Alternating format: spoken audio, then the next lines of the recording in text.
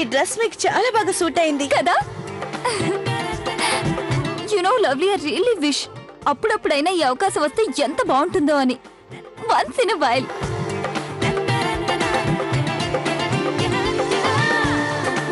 ఇప్పుడు ఎలా ఉన్నాను?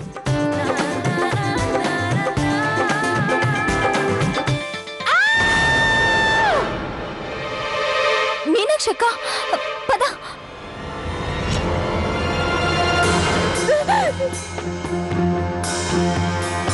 మీనాక్షి, ఏమైంది మీనాక్షి? ఏమైంది మీనాక్షి? నువ్వెందుకు అలా కేకేశావ్?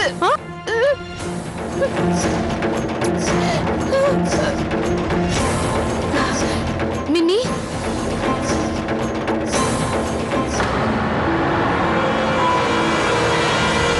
అత్తగారు. అమ్మా మీనాక్షి, ఏమైందో చెప్పు. అత్తగారు, పిల్లలంతా ఆడుకుంటున్నారు.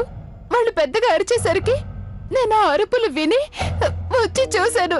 అప్పుడు అను ఆ బాల్కనీ ఉందిగా, ఆ బాల్కనీ గోడ ఎక్కి నించున్నాడు.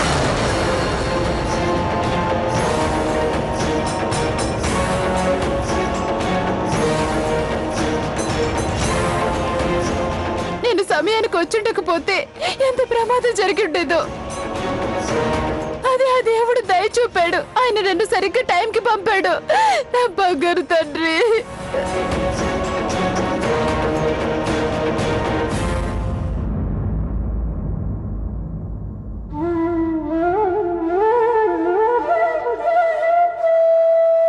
మీనాక్షి, నేను నిన్ను పిల్లల్ని చూసుకోమని బాధ్యతలు అప్పగిచ్చాను. నువ్వు అది కూడా సరిగ్గా చూసుకోలేవా? అమ్మా అమ్మా, మీరు కోపగించుకోకండి. అసలే మీనాక్షి అన్ను భయంతో వణికిపోతున్నారు. పిల్లలు, ఈ రోజు నుంచి మీరు బాల్కనీలో అసలు ఆడుకోవద్దు. ఇది మీరు బాగా గుర్తుంచుకోండి, అర్థమైందా? సరే వెళ్ళండి, కిందకి వెళ్ళి ఆడుకోండి. వెళ్ళండి, కిందకు వెళ్ళండి.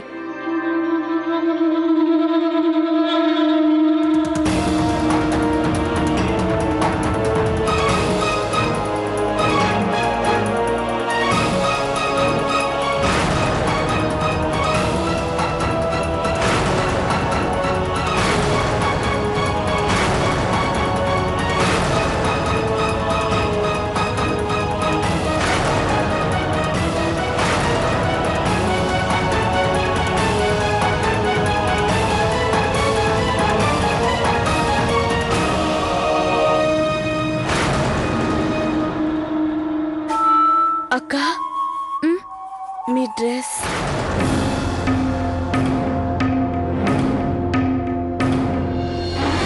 ఇదేంటి ప్రియా? కాస్త నోరు మూసుకొని ఉండండి. గౌరీ, ఓ గౌరీ, ఏమైంది? మీ ఇంటిపై నుంచి మాకు ఏదో పెద్ద అరుపు వినిపించింది.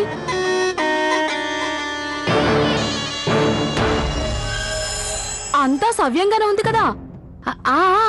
అంతా బానే ఉంది. అది మా అన్ను ఆడుతూ డాబాపై నుంచి పడబోయాడు. మిన్ని వచ్చి పట్టుకుంది. ఆ భగవంతుడి దయ వల్ల ఏ ప్రమాదం జరగలేదు. అయ్యో దేవుడా, ఏదోలే, ఆ దేవుడి దయ వల్ల మంచి వాళ్ళకెప్పుడు మంచే జరుగుతుంది.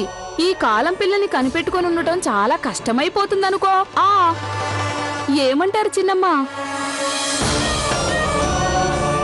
నిజానికి మీ పిల్లలు చాలా అల్లరికోతులు అనుకో.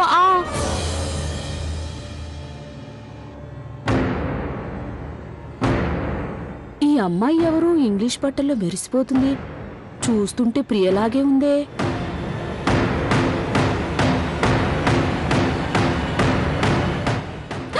ప్రియాలా కాదు, ప్రియానే.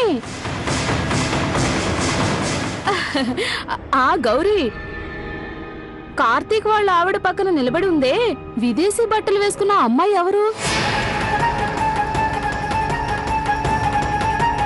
ఆర్తి పెద్దమ్మ, మీరు ఈమెను గుర్తుపట్టలేదా? ఈమె మా ప్రియా చిన్నమ్మ. కాదు కాదు, ఇదెలా సాధ్యమవుతుంది? ఈమెనింతకు ముందు ఎప్పుడు ఇలా చూడలేదే. ఎటు నుంచి చూసినా సరే చిన్నమ్మ కోడల్లా కనిపించట్లేదే.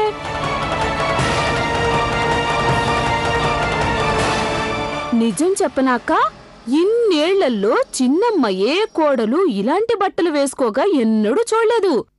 కానీ కానీ ఈ రోజు మాత్రం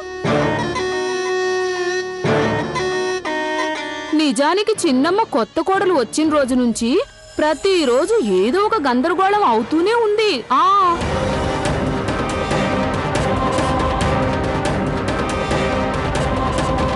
అయినా పాపం కౌసల్య ఏం చేయగలదు? ఈ రోజుల్లో కోడళ్ళు అత్తగారు మాట ఏమింటారులే. ఏదేమైనా ప్రియా, నువ్వీ బట్టల్లో భలే అందంగా ఉన్నావనుకో. అచ్చంగా అమెరికా నుంచి వచ్చిన ఇంగ్లీష్ అమ్మాయిలాగా. ఈ ఆర్తికి ఫ్రీగా కిరోసిన్ దొరికేటట్టుంది. ఎప్పుడు చూసినా మంటలు పెడుతూ ఉంటుంది. అత్తగారి కోపం మరింత పెరిగేలా చేస్తూ ఉంటుంది. ఈవిడికి వేరే పని లేనట్టుంది. సరే గౌరీ, ఇక నేను వెళ్ళొస్తాను. ఇంట్లో బోలెడంత పనుంది. అయ్యో, మా రొట్టె కాలిపోయి ఉంటుంది. పద పద పద.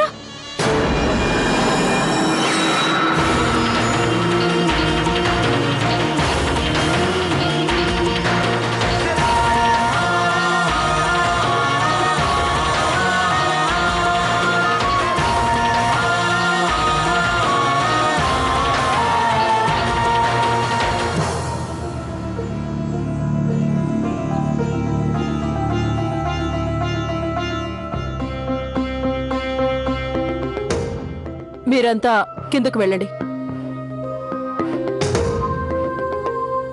పదండి. పద మీనాక్షిదేవి, మనము వెళ్దాం. నువ్వు కూడా వెళ్ళు. నీ బట్టలు మార్చుకో.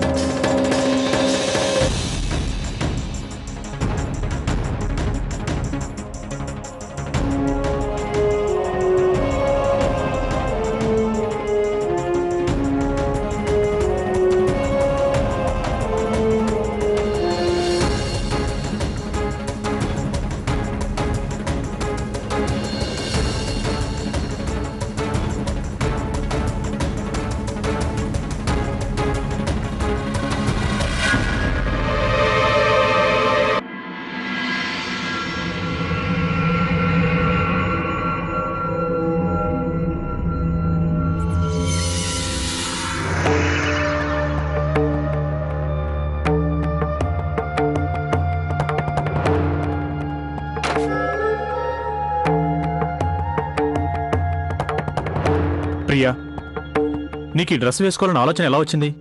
నాకైతే ఇదంతా లవ్లీ చేసిన పని అనిపిస్తుంది. అయినా నేను ఆలోచించేది ఏంటంటే, నువ్వు ఎన్నాళ్ళు ఎంతో కష్టపడి అమ్మ మనసులో సంపాదించుకున్న చోటును ఈ పనితో మొత్తం పోగొట్టుకున్నావు. ప్రియా, నాకు ఇప్పటికీ అర్థం కానిది ఒక్కటే, నువ్వు ఇంత ఇంటెలిజెంట్ అయ్యుండి ఆ లవ్లీ మాయలో అంత సులువుగా ఎలా పడిపోతావు? నీ దగ్గరున్న తెలివితేటల్ని నీకు నువ్వుగా వాడుకోలేవా? అది నువ్వు కొంచెం ఓవర్ చేస్తున్నట్టున్నావు. నువ్వు నన్ను మొదటిసారి చూసినప్పుడు కూడా నేను జీన్స్ టీషర్ట్లోనే ఉన్నాను. అప్పుడు నా డ్రెస్సింగ్తో నీకే ప్రాబ్లం లేదు కదా. మరి అలాంటిది నువ్వు ఈరోజు ఎందుకు ఇలా బిహేవ్ చేస్తున్నావు? ప్రియా, నేనెప్పుడు ఇలా ఉండమని అలా ఉండమని హద్దులు పెట్టలేదు. ఇన్ఫాక్ట్ ఇంట్లో చీర కట్టుకోవాలని నిర్ణయం నువ్వు తీసుకున్నదే, గుర్తు చేసుకో. మరి అలాంటి నీకు ఈ డ్రెస్సులు వేసుకోవాలని ఆలోచన ఎందుకు వచ్చింది ప్రియా? ఆలోచన ఏముంది? వేసుకోవాలనిపించింది, వేసుకున్నాను. అయినా వేసుకొని నేను బయటికి వెళ్లేదే, ఇంట్లోనే ఉన్నాను కదా. అదే ఎందుకు? ఇప్పుడు ఆ అవసరమేముంది? అది లవ్లీ నా పాత ఫొటోస్ ని చూసింది. అందులో నేను జీన్స్ వేసుకుని ఉన్నాను. ఒకసారి వేసుకోమని నన్ను అడిగింది. మేము సరదా కనుక్కున్నాం, అందుకే వేసుకున్నాను. అదే టైంలో మీనాక్షక్క అరుపు వినిపించింది. మేము పరిగెట్టుకుని డాబా పైకి వెళ్ళాం. నా ఊహ కరెక్టే అన్నమాట. ఈ సంఘటనకు అసలు కారణం లవ్లీయే, అవునా? అయినా వచ్చిన నష్టం ఏంటి? కేవలం ఒకసారి వేసి చూశాను, అది కూడా ఇంట్లో. అది కాక అది నా ప్రవర్తనకి నేనే ఆశ్చర్యపోతున్నాను. ఇప్పుడు దాకా అత్తయ్య గారు ఏమీ అనలేదు. ఆవిడ ఎలా రియాక్ట్ అవుతారో నాకేం అర్థం కావట్లేదు. ప్రియా, ఇప్పుడు ఎంత పెద్ద శిక్ష వేసినా దానికి సిద్ధంగా ఉండు. ఎందుకంటే నువ్వు తప్పు చేయడం ఇది రెండోసారి. అర్థమైందా?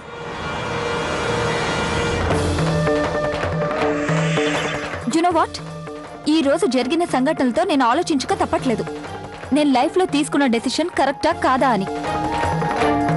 బట్ ఎనీవే, ఇప్పుడు ఆలోచించి లాభం ఏంటి? ఇంకా 3 months ఉంది కదా.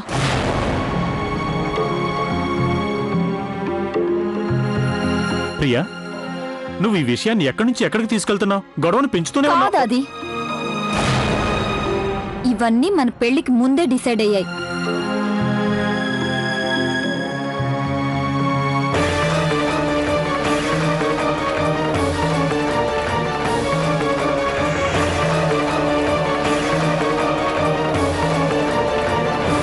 అక్క, ఇంతవరకు అత్తయ్య గారు ప్రియా రాలేదేంటి? అదే కదా, నాకైతే చాలా భయంగా బాధగా ఉంది. ఇంట్లో ఏమవుతుందో. ఆ భగవంతుడి దయ వల్ల ఎలాంటి ఉపద్రవం రాకుంటే చాలు. అంతా మంచి జరగాలి. గత కొన్ని రోజులుగా ఇంట్లో అన్ని ఇబ్బందులే. అన్నిటికంటే ముందు ప్రియ భోంచేసి అత్తగారి ఆజ్ఞని మీరింది. తర్వాత లవ్లీ శ్రోత పడిపోవడం, ఇప్పుడు ఈ సంఘటన.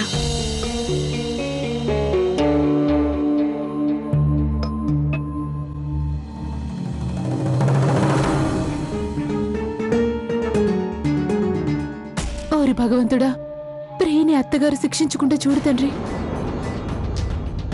నేను కూడా అదే కోరుకుంటున్నాను మిన్ని. నేను ఊహించలేకపోతున్నాను. ఇంత ప్రమాదం జరిగిన తర్వాత కూడా ప్రియా ఇలా చిన్నపిల్లలా ప్రవర్తించడం ఏంటి?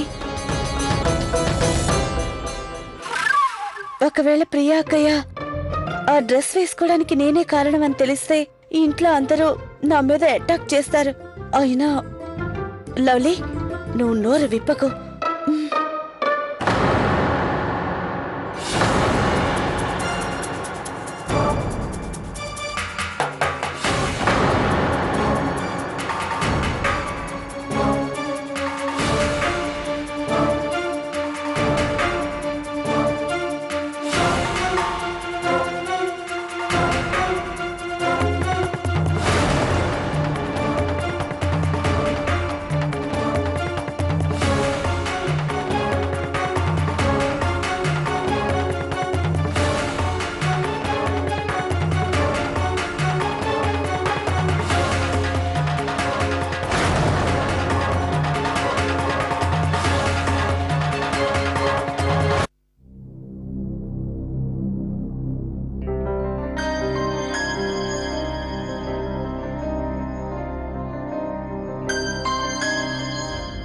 నాకైతే ఇద్దరు బాక్సర్స్ రింగ్ లో ఎదురవుతున్నట్టు అనిపిస్తుంది.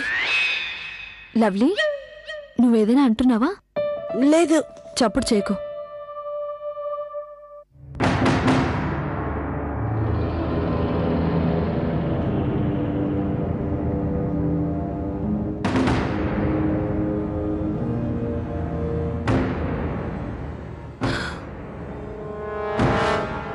అమ్మాయి గౌరీ, అత్తయ్య, వెళ్ళండి. మీరెళ్ళి భోజనం ఏర్పాట్లు చూడండి, లేదంటే ఆలస్యం అవుతుంది. ఆ?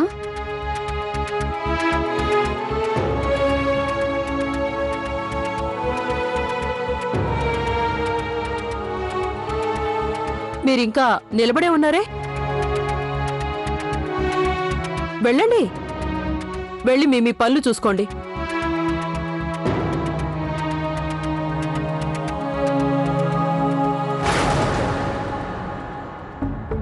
అరే, నేనేమనుకున్నానంటే అమ్మగారు ప్రియకు చాలా కఠినమైన శిక్ష వేస్తారనుకున్నాను, కానీ బతికిపోయింది. ఇది కూడా బాగుంది.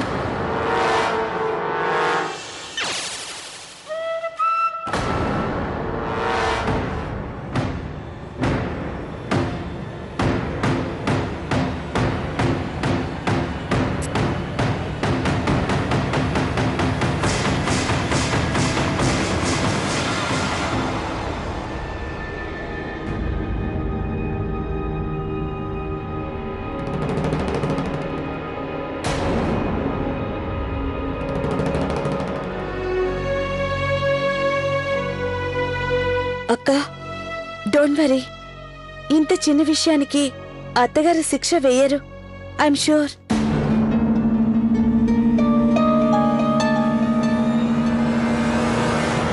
తారా, పెద్ద పొరపాటు జరిగింది. లవ్లీ, ఇందులో కొత్త విషయం ఏముంది? Tara, I'm serious right now. Sorry, అసలు విషయం చెప్పు. ఏం జరిగింది? ఏం జరిగిందంటే, నేను ప్రియా అక్క అలమరలో ఒక జీన్స్ చూశాను. వేసుకొని చూపించమని అడిగాను.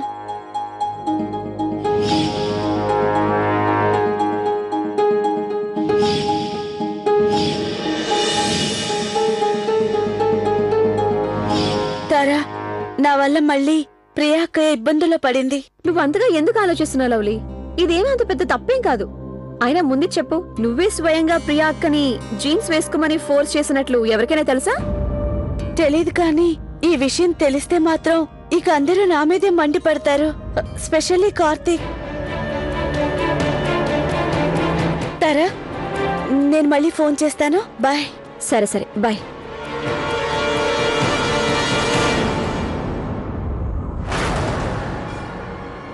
కొంపతీస్ కార్తీక్ నా మాటలు వినలేదు కదా?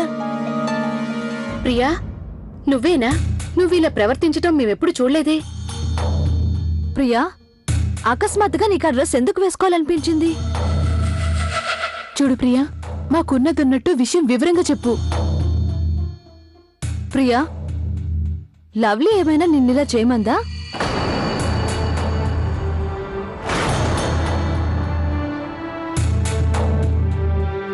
అంటే దీనికి కారణం లవ్లీ అన్నమాట.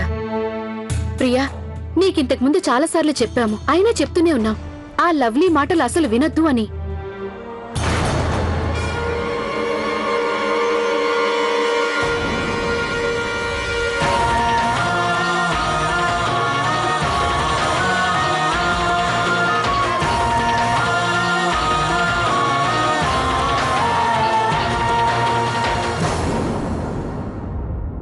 అమ్మాయి గౌరీ, అత్తయ్య, రాత్రి భోజనానికి పాలకూర పప్పు పుల్కాలు చేయి, ఇంకా బెండకాయ ఫ్రై కూడా చేయి.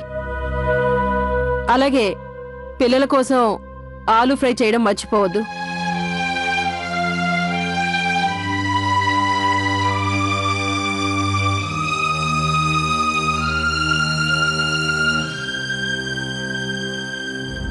కిట్టనే చెప్పాడు ఈరోజు ఇంట్లో ఏం జరిగిందో. కానీ నువ్వెందుకంత టెన్షన్గా ఉన్నావు?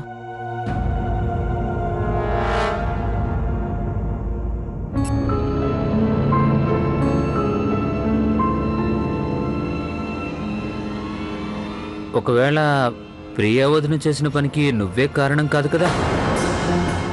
ఆమెను నువ్వే జీన్స్ టీషర్ట్ వేసుకోమని బలవంత పెట్టావా ఏంటి?